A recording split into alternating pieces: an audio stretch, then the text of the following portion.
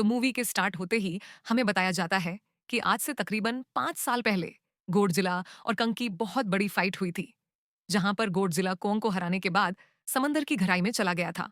और बस उसी दिन के बाद गोडजिला का कुछ भी पता नहीं चल पाया, किसी ने नहीं देखा उसे। और उसके बाद हमें 5 साल बाद का सीन दिखाया जाता है, जहां पर हम एक आइलैंड को देखते हैं जो कि कोंग का घर था असल में। और यहाँ पर हम देखते हैं कि कंग का साइज अब पहले से काफी बड़ा हो गया है। इसके बाद कंग सोकर उठता है और पानी में काफी एंजॉय करता है। वहीं ही पर हम एक छोटी बच्ची को देखते हैं जो कोंग को काफी अच्छी लगती थी। वो दोनों काफी अच्छे फ्रेंड्स भी थे। और कोंग उस बच्ची की कोई बात नहीं डालता था, उसकी सारी बातें मानता था। लेकिन ये बच्ची ना तो बोल सकती है और ना ही कुछ सुन सकती है। और यहाँ पर हम कोंग को बहुत ज्यादा अग्रेसिव पाते हैं। कोंग बहुत ज्यादा गुस्से में होता है और वो एक ट्री को खेद कर आसमान की तरफ फेंकता है, जिससे एनर्जी वॉल टूट जाती है। और यहाँ पर हम ये जान पाते हैं कि असल में कंग को इस टाउन के नीचे रखा गया था ताकि गोडजिला फिर से वहां पर ना आ जाए, क्योंकि ये दोनों टाइटन्स एक दूसरे को फील कर सकते हैं, तो कहीं ये दोबारा से ना लड़ पड़े। अब क्योंकि कोंग पहले से काफी बड़ा हो गया था साइज में, इसीलिए डिसाइड किया जाता है कि उसे यहाँ से कहीं और शिफ्ट कर दिया जाएगा। इसके बाद हमें एक लड़का दिखाया जाता है जो कि एक कंपनी के लिए काम करता था, और वो बेसिकली एक हैकर भी था। और जिस कंपनी में वो काम करता था वो काफी मॉडर्न चीजें बनाया करती थी, लाइक मशीन्स, रोबोट्स एक्सेट्रा। लेकिन उस हैकर को अपनी कंपनी पर थोड़ा बहुत डाउट होता है कि कंपनी कोई ऐसी चीज बना रही है जो नहीं बनानी चाहिए। इसीलिए वो कंपनी का सारा डाटा हैक कर लेता है, जिससे उसे पता चलता है कि यह कंपनी किसी काफी बड़े ऑब्जेक्ट को हांगकांग शिफ्ट कर रही है।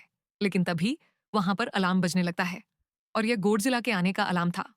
देखते ही देखते गोडजिला समंदर से बाहर निकल आता है। बाहर आते ही वो सब कुछ डिस्ट्रॉय करने लग जाता है। किसी को भी समझ नहीं आ रहा था कि आखिर गोडजिला सबको क्यों मारता जा रहा है, क्योंकि वो तो एक ऐसा टाइटन है जो इंसानों को सेव करता है, उनकी जान बचाता है। यहाँ पर हम ये जान पाते हैं कि गोडजिला के पास एक पावर है, और वो पावर न्यूक्लियर पावर है। और गोडजिला अपनी न्यूक्लियर पावर का इस्तेमाल करके पूरी कंपनी को डिस्ट्रॉय कर देता है। इसके बाद ये न्यूज पूरी दुनिया में वायरल हो जाती है कि गॉडजिला आ चुका है, लेकिन इस बार वो चेंज होकर आया है। पहले जैसा नहीं रहा, यानी पहले वो इंसानों को बचाता था, लेकिन अब वो अग्रेसिव है और गुस्से में सबको मारता जा रहा है। कंपनी का ओनर न्यूज में सबको बता रहा होता है कि हमारी कंपनी एक प्रोजेक्ट पर काम कर रही है। वो बहुत जल्द एक ऐसी डिवाइस बनाने में कामयाब हो जाएंगे कि जिससे गॉडजिला का मुकाबला हो सकता है। इस न्यूज को एक लड़की भी देख लेती है जिसका नाम होता है मेडिसन। लेकिन यहाँ पर मेडिसन इस बात पर एग्री नहीं करती कि गॉडजिला गुस्से में आया है, क्योंकि वो गॉडजिला को बहुत अच्छे से जानती थी। इसीलिए वो इस न्यूज को सिर्फ एक बकवास समझती है, क्योंकि उसका मानना था कि गॉडजिला कभी भी किसी को नुकसान नहीं पहुंचा सकता, बल्कि वो इंसानों की हेल्प करता है, उनकी जान बचाता है। मेडिसन अपने फादर के पास जाकर उन्हें समझाने की कोशिश करती है कि गॉडजिला कभी भी ऐसा नहीं कर सकता, और उसके साथ जरूर कुछ ना कुछ किया गया है। लेकिन मेडिसन के फादर उसे समझाने की कोशिश करते हैं कि देखो बेटा, ये सारी क्रिएचर्स, ये सारे टाइटन्स इंसानों की तरह ही होते हैं, यानी इनका मूड चेंज हो सकता है। अब देखो गॉडजिला भी चेंज हो गया है और वो इंसानों को मारता जा रहा है। इसके बाद मेडिसन वहां से चली जाती है और वो उस हैकर की ऑनलाइन ऑडियो सुनती है। वो हैकर असल में गॉडजिला के बारे में एक ऑनलाइन ऑडियो अपलोड करता है। यहाँ पर मेडिसन डिसाइड करती है कि वो जाकर उस हैकर से मिलेगी और जाकर उससे सारी बात पूछेगी कि आखिर ये चक्कर क्या है, गॉडजिला अग्रेसिव क्यों हो गया है और उसने उस कंपनी को क्यों डिस्ट्रॉय किया। इसके बाद कंपनी का ओनर एक सीनियर डॉक्टर नेथन से जाकर मिलता है। डॉक्टर नेथन असल में एक साइंटिस्ट भी होते हैं। कंपनी का ओनर डॉक्टर नेथन को बताता है कि आपका जो कॉन्सेप्ट था होलो अर्थ वाला, वो बिल्कुल सही था, और ये वो जगह थी जहां पर टाइटन्स पैदा होते हैं। असल में डॉक्टर नेथन ने एक बुक लिखी थी जिसमें उन्होंने लिखा था कि जमीन के अंदर एक और जमीन भी है जिसका नाम होलो अर्थ है। ये छुपी हुई है और किसी को नजर नहीं आती, और असल में ये अर्थ टाइटन्स की एनर्जी का सोर्स है। वहीं पर कंपनी का ओनर डॉक्टर नेथन को एक और आदमी से भी मिलवा है। कंपनी का ओनर डॉक्टर नेथन को बताता है कि हमने होलो अर्थ के अंदर ही एनर्जी का एक सोर्स ढूंढ लिया है। अब यहाँ पर हम ये बात तो जानते नहीं कि होलो अर्थ आखिर एग्जिस्ट कहाँ पर करती है। होलो अर्थ असल में हमारी जमीन के नीचे है, और जिस तरह हम सूरज से एनर्जी लेते हैं, और सेम उसी तरह होलो अर्थ में एक एनर्जी सोर्स है जिससे ये सारे टाइटन्स एनर्जी लेते हैं। और अगर ये लोग उस एनर्जी सोर्स को ढूंढने में कामयाब हो गए तो ये गॉडजिला का मुकाबला भी कर पाएंगे।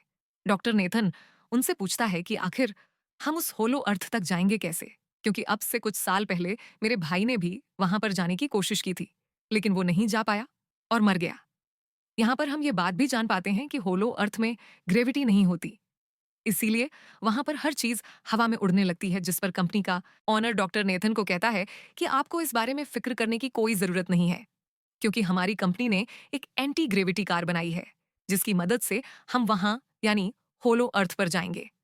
कंपनी का ऑनर यह भी बताता है कि हर टाइटन्स में एक एबिलिटी होती है, जिसकी मदद से हर टाइटन्स अपने घर को ढूंढ सकता है। इसीलिए हमें एक कंग की हेल्प लेनी चाहिए। इसके बाद डॉक्टर नेथन अपनी एक फ्रेंड, जो कि डॉक्टर भी थी, उससे मिलते हैं, और ये फीमेल डॉक्टर कॉन्ग की देखभाल भी करती थी। डॉक्टर नेथन उस फीमेल डॉक्टर को समझाने की कोशिश करते हैं कि हमें कॉन्ग को उसके घर पर भेजना चाहिए, और उसका घर होलो अर्थ है, क्योंकि हम उसे ज्यादा टाइम के लिए यहाँ पर नहीं रख सकते, और अगर वो यहाँ से बाहर निकला भी तो गुर्जला उस पर अटैक कर देगा। इसीलिए कॉन्ग सिर्फ हॉलो अर्थ में ही सेफ रह सकता है। अब थोड़ी बहस के बाद फाइनली वो फीमेल डॉक्टर भी इस बात के लिए एग्री हो जाती है, क्योंकि इसके अलावा उनके पास और कोई ऑप्शन जो नहीं था। फिर ये लोग अपनी पूरी आर्मी के साथ कॉन्ग को होलो अर्थ की तरफ ले जाने लगते हैं। कंग को ये लोग चैन से बांध कर ले जा रहे थे। कंग की फ्रेंड यानी वो छोटे बच्ची कॉन्ग से इशारों में बातें करती है। बच्ची बताती है कि कॉन्ग को गुस्सा आ रहा है, क्योंकि उसे जंजीरों से बांधा हुआ है। आर्मी का लीडर उस फीमेल डॉक्टर को कहता है कि हम गोडजिला के रास्ते से नहीं गुजरेंगे और हम किसी दूसरे रास्ते से ही जाएंगे, ताकि गोडजिला को पता ना चल पाए। जिस पर वो फीमेल डॉक्टर कहती है कि जी हाँ, बिल्कुल हमें ऐसा ही करना चाहिए, क्योंकि गोडजिला और कोंग की काफी पुरानी दुश्मनी है, क्योंकि वो दोनों ही खुद को मॉन्स्टर्स का किंग समझते हैं, और अगर वो दोनों एक दूसरे के सामने आ जाते हैं तो तबाही मचा देंगे। फिर हम मेडिसिन को देखते हैं, जो कि अपने फ्रेंड को लेकर उस हैकर से मिलने जाती है। यहाँ पर वो हैकर उन लोगों को बताता है कि असल में कंपनी एक काफी बड़ी चीज बना रही है, और उस चीज को बनाकर हांगकांग शिफ्ट कर दिया जाएगा। लेकिन गोडजिला को यह बात पसंद नहीं आई, इसीलिए उसने उस कंपनी पर अटैक करके उसे डिस्ट्रॉय कर दिया। फिर हम देखते हैं कि कोंग वाली शिप में अलार्म बजने लगा है। वो बच्ची फीमेल डॉक्टर को बता रही होती है कि गोडजिला आ रहा है। डॉक्टर नेथन का है कि अब क्योंकि गोडजिला बाहर आ रहा है, तो हमें कंग को भी आजाद कर देना चाहिए, यानी उसकी चेन्स खोल देनी चाहिए, ताकि वो गोडजिला का मुकाबला करके हम सबको बचा ले। और अब फाइनली गोडजिला बाहर आ जाता है, जो एक शिप को डिस्ट्रॉय करते हुए आगे बढ़ रहा था। उन लोगों की तरफ जब कॉन्ग को पता चलता है कि गोडजिला आ रहा है, तो वो जोर से चिल्लाने लगता है, लेकिन उसे तो चेन से बांधा गया था। फिर ये लोग घोड़जिला पर रॉकेट और मिसाइल से अटैक करते हैं, जिसका घोड़जिला पर जरा भी असर नहीं होता। जो उन लोगों के प्लेन्स होते हैं, घोड़जिला उन्हें भी डिस्ट्रॉय कर देता है। और अब घोड़जिला खोंग वाले शिप की तरफ बढ़ रहा था। गॉडजिला उन लोगों के सारे शिप्स को डिस्ट्रॉय कर देता है, और यहाँ पर गॉडजिला उनके शिप को पलट देता है, जिससे कोंग और बाकी लोग समंदर में डूबने लगते हैं। फिर वो लोग कोंग की चेन्स को खोल देते हैं, ताकि कोंग गॉडजिला का मुकाबला करके उन सबको बचाए। फिर गॉडजिला और कोंग की ग्रेट फॉर होती है, जिससे कोंग गॉडजिला को समंदर में काफी नीचे फेंक देता है। फिर वो पलटी हुई शिप को सीधा करता है, ताकि सब लोगों की जान बच सके।